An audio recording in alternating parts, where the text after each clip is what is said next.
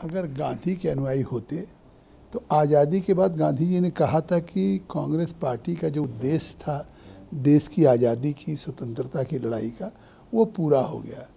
लेकिन उस समय कुछ लोगों ने कांग्रेस पार्टी को पे फैसला नहीं होने दिया। लेकिन आज अब वो कांग्रेस पार्टी उन सिद्धांतों पे नहीं है। आपने देखा पिछले दिनों जिस तरीके से कांग्रेस यूपीए की सरकार में, चाहे वो कॉमनवेल्थ गेम्स हो, 2G हो, कोलगेट हो, इस तरह की चीज़ें हुई जिससे देश की जनता ने न केवल केंद्र से बल्कि एक तय कर लिया कि हम कांग्रेस मुक्त भारत पूरे देश से बनाएंगे। और आज 18 राज्यों में आपने देखा कि जिस तरह से देश की जनता ने आदरणीय नरेंद्र मोदी के नेतृत्व में जहां केंद्र में एक प्रचंड बहुमत दिया, वहाँ राज्यों में भी हमारी सरकार बनी। आज तो अब शायद कांग्रेस जो 1-2 राज्यों में रह गई, आज आप याद कर लीजिए जिस दिन राजस्थान का चुनाव होगा वहाँ से भी वहाँ की जनता तैयार है कि हम कांग्रेस मुक्त राजस्थान बनाएं। क्योंकि जिस तरह से आप देख रहे हैं लॉ एंड ऑर्डर हो राजस्थान में, जिस तरह से अभी और घटनाएं हुई, आपने देखा कि शायद उस तरह की घटना से आदमी कहा जाएगा कि एक दर्जी को जिस तरीके से काट दिया गया। तो ऐसी परिस्थितियों में भ्रष्टाचार में जिस तरीके से आपने देखा पिछले दिनों कि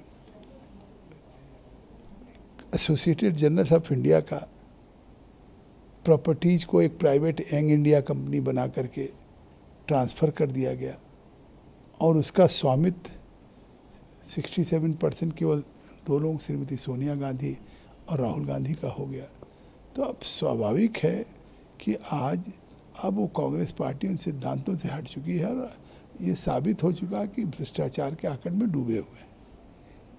जी, यह है कि केंद्र सरकार ने जो डेटा पर्सनल बिल था, प्रोटेक्शन बिल, उसको वापस ले लिया है और कहा है कि इसकी जगह कॉम्प्रिहेंसिव बिल लेकर आएंगे। ये तो स्वागत योग्य है, क्योंकि आज देखिए कि प्रजातंत्र में अगर उसको लेकर के लोगों में, सिविल सोसाइटी में या लोगों में थे, तो आज सरकार ने उसको वापस लिया और पूरा सभी लोगों के साथ चर्चा करके एक कम्प्रहेंसिव बिल लाने की बात कर रही है। राहुल गांधी आज कहा स्टेट यूनिट को कि सब लोग 2023 में मिलकर चुनाव लड़ेंगे, कोई अलग अलग बात सुरों में बात नहीं करेगा। देश की लोकसभा चल रही है। अमेठी की जनता ने तो इसलिए नकार दिया उनको कि वो लोकसभा में नहीं बैठते थे। अगली बार वायनाड की भी जनता वही फैसला करेगी। अभी लोकसभा में इतने महत्वपूर्ण चर्चाएं हो रही हों, महंगाई पे चर्चा हुई, रोज ट्वीट करते थे। 2 सप्ताह कांग्रेस पार्टी को उन्होंने मतलब सदन चलने नहीं दिया। जनता की बहुमूल्य कमाई का कितना बड़ा अपव्यय हुआ। और जब महंगाई पे चर्चा हो तो उस महंगाई में राहुल गांधी डिबेट में भाग न लें, बाहर रोज ट्वीट कर रहे थे। और जब श्रीमती निर्मला सीतारमण जवाब दे रही थी, एक एक बिंदुओं पे 7 घंटे महंगाई पे चर्चा हुई, तो कांग्रेस पार्टी वॉकआउट कर गई। इसलिए कि उस दिन निर्मला सीतारमण जी ने कहा कि 9 बार डिबेट हुआ था कांग्रेस यूपीए की सरकार में और डबल डिजिट से ज़्यादा इन्फ्लेशन था।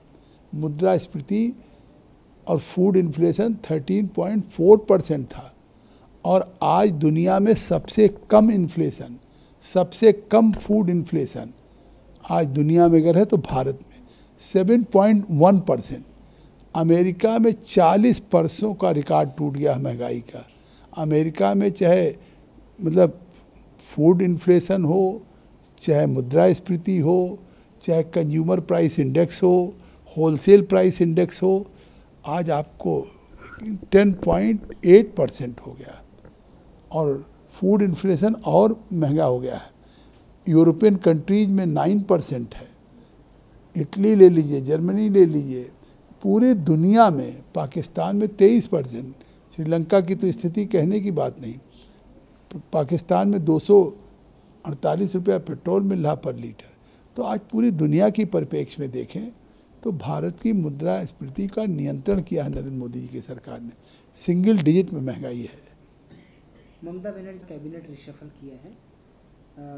जो बीजेपी छोड़कर गए थे अपने उन्होंने उनको कैबिनेट में स्थान मिला है, बाबुल सुप्रियो। देखिए क्यों कैबिनेट सफल किया, आपने देखा कि किस तरह से दुनिया ने देखा, आश्चर्यचकित रह गए। पार्थ उनके चटर्जी जो मंत्री थे और जिस तरह से अर्पिता जो उनके साथ दो जगह पे रेड में 50 करोड़ कैश मिला, तो मुझे लगता है कि जो ममता सरकार क्लेम कर रही थी, पहले तो कह रही थी कि जब कोई जांच हो जाएगी तब मैं करूँगी, लेकिन जब पूरे प्रदेश और देश ने जान लिया कि उनके मंत्री उस शिक्षक घोटाले में, भ्रष्टाचार में के आकंड में डूबे हों, तो इन चीज़ों से ध्यान बटाने के लिए उन्होंने कैबिनेट रिसफल कर दिया।